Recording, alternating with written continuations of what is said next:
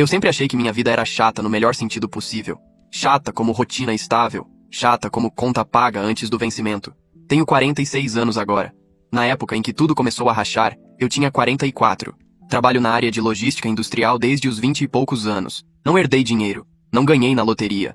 Só fiz o que quase ninguém quer fazer. Repetir o mesmo padrão por décadas. Gastar menos do que entra. Investir quando dói. Ignorar modismos. Eu não me via como rico. Me via como preparado. Essa sempre foi a palavra na minha cabeça. Preparado. Minha esposa, que vou chamar aqui apenas de minha esposa, ficou em casa durante quase toda a criação da nossa filha. Ela cuidava da casa, da rotina escolar, das refeições. Eu respeitava isso. Nunca tratei como menos importante. Nossa filha, que vou chamar de minha filha, entrou na universidade estadual no ano anterior ao início do caos. Eu paguei tudo. Matrícula, material, moradia estudantil. Fiz isso sem reclamar. Na minha cabeça isso era ser pai. Nós morávamos em uma casa confortável. Não era mansão. 4 quartos, quintal, garagem dupla. Bairro tranquilo. Nada de portaria com segurança armada. Nossa rotina era previsível. Eu acordava cedo. Saía para o trabalho antes das 7 horas. Voltava perto das 18 horas. Jantávamos juntos quase todos os dias quando minha filha ainda morava conosco. Depois que ela foi para a universidade, o jantar virou mais silencioso. 2 pratos. 2 celulares em cima da mesa. 2 pessoas fingindo normalidade. E eu realmente acreditava que era normal. No começo, os sinais foram pequenos. Pequenos o suficiente para eu ignorar. Minha esposa começou a trocar as marcas do supermercado. Não era mais o cereal comum. Agora era o importado. Não era mais o detergente genérico. Agora era aquele com embalagem bonita e cheiro premium. Eu não reclamei. Pensei, tudo bem, estamos confortáveis. Depois vieram as roupas. Não mais as lojas do shopping local. Agora eram boutiques no centro da cidade. Etiquetas escondidas rápido. Comentários vagos, tipo, estava em promoção. Mesmo quando a sacola gritava o contrário. Eu fingia não perceber. Parte de mim achava que ela só queria se sentir bonita de novo. Outra parte, menor, desconfortável, sussurrava que aquilo não combinava com quem ela sempre foi. Minha filha também mudou. Começou a falar mais de ambiente, padrão, nível social. Voltava da universidade falando das colegas que viajavam no feriado, das amigas que dirigiam carros caros pagos pelos pais. No início, era só comentário. Depois virou comparação. Todo mundo tem isso, pai. Essa frase começou a aparecer com frequência. E eu comecei a sentir algo estranho. Como se eu estivesse sendo medido o tempo todo. Mesmo assim, eu seguia no automático. Eu ia ao trabalho. Voltava para casa, pagava contas, transferia dinheiro para investimentos. Dormia com a sensação de dever cumprido. E ao mesmo tempo tinha algo no ar. O clima dentro de casa ficou diferente. Menos conversa, mais silêncio pesado, mais celulares virados para baixo quando eu entrava no cômodo. Teve uma noite específica que hoje parece óbvia, mas na época eu tratei como nada. Estávamos sentados no sofá assistindo televisão. Minha esposa mexia no telefone sem parar. Eu perguntei se estava tudo bem. Ela respondeu sim, rápido demais. O tom seco, sem olhar para mim. Eu aceitei, como sempre aceitava. Hoje eu sei. Aquela foi a fase em que eu ainda podia fingir que nada estava errado. Naquele momento, eu ainda não sabia que para elas, eu já tinha começado a parecer um obstáculo. Os pedidos não começaram grandes. Vieram em tom leve. Vieram disfarçados de conversa casual. Era sempre depois do jantar. Ela sentava do meu lado no sofá e começava. Eu vi uma bolsa linda hoje. Eu respondia com algo neutro. Legal. Ela continuava. Não era tão cara assim. Quer dizer, para o padrão dela. No começo eu cedia. Comprava, transferia dinheiro. Fingindo que não via aquilo como um teste. Porque era isso que era. Um teste silencioso para ver até onde eu iria. Depois veio o carro. Ela já tinha um carro bom. Funcionava perfeitamente. Nunca nos deixou na mão. Mas um dia, no estacionamento do shopping, ela parou ao lado de um utilitário esportivo novo, desses modernos, e ficou olhando como se estivesse diante de uma vitrine de joias. Você já pensou em trocar o meu carro? Ela perguntou. Eu perguntei o motivo. Todo mundo no meu círculo anda assim agora.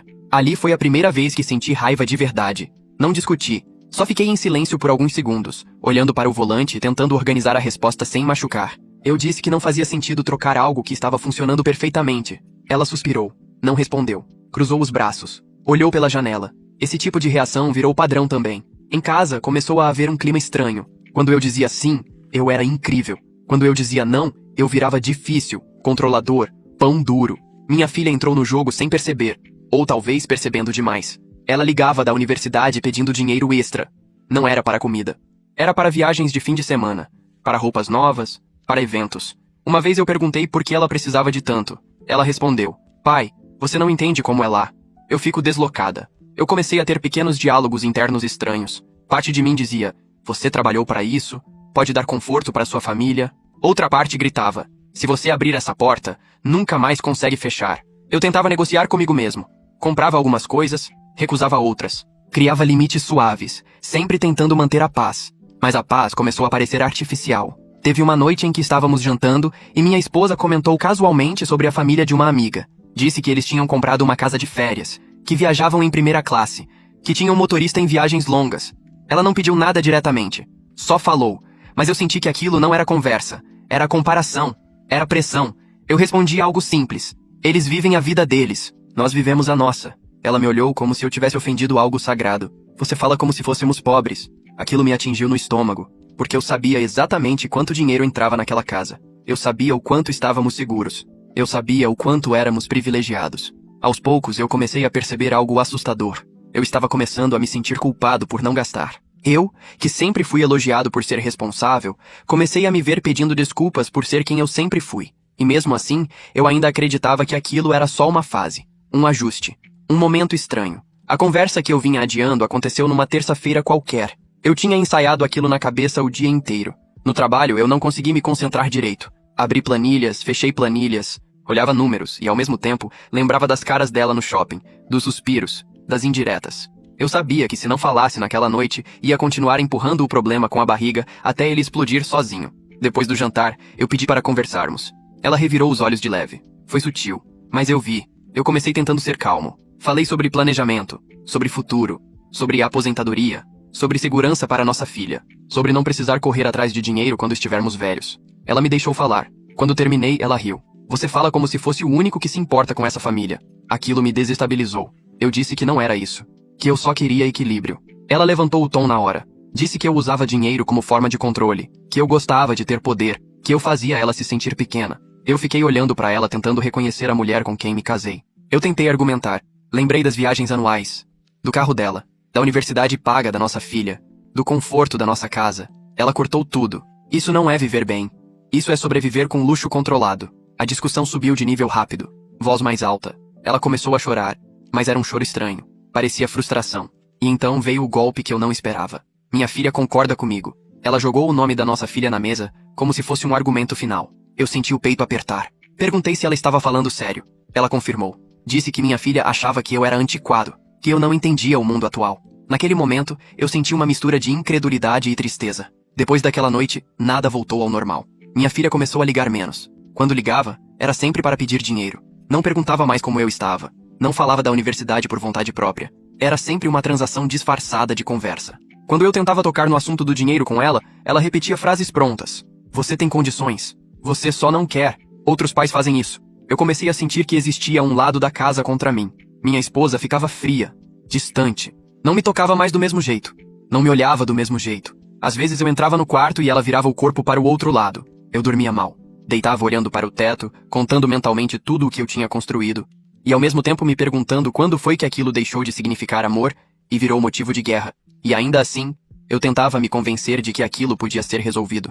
Eu ainda não sabia que aquela conversa tinha sido o início do fim.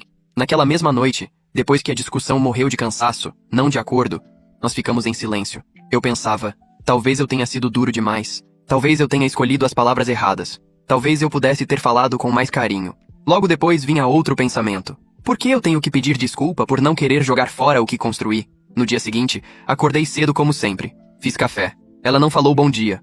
No trabalho, eu estava fisicamente presente e mentalmente ausente. Errei números simples. Esqueci reuniões. Meu chefe percebeu e perguntou se estava tudo bem. Eu menti. Disse que estava cansado.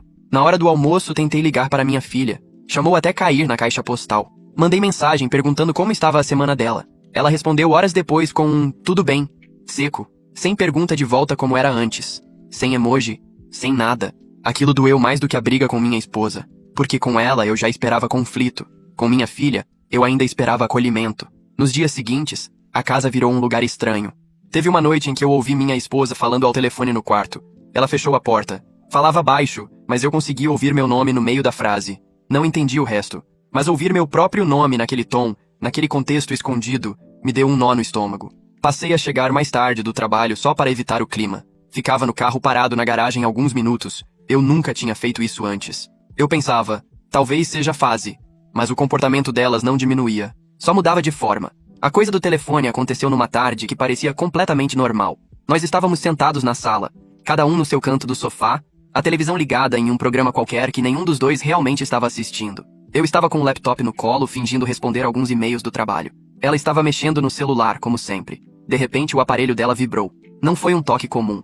Não foi aquele som padrão de mensagem. Foi um som curto, diferente, quase discreto demais. Algo que não combinava com as notificações normais que eu já tinha ouvido milhares de vezes ao longo dos anos. Eu olhei por reflexo. Ela virou o telefone rápido, colocando a tela para baixo. Eu tentei agir normal.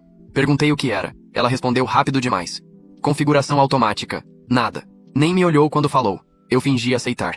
Voltei os olhos para o laptop. Mas eu não li mais nenhuma palavra na tela. Minha mente ficou presa na forma como ela virou o telefone. Eu me sentia mal por desconfiar da própria esposa. Ao mesmo tempo, me sentia ingênuo por não desconfiar. Esses dois sentimentos brigavam dentro de mim. Você está exagerando. Você está sendo feito de idiota.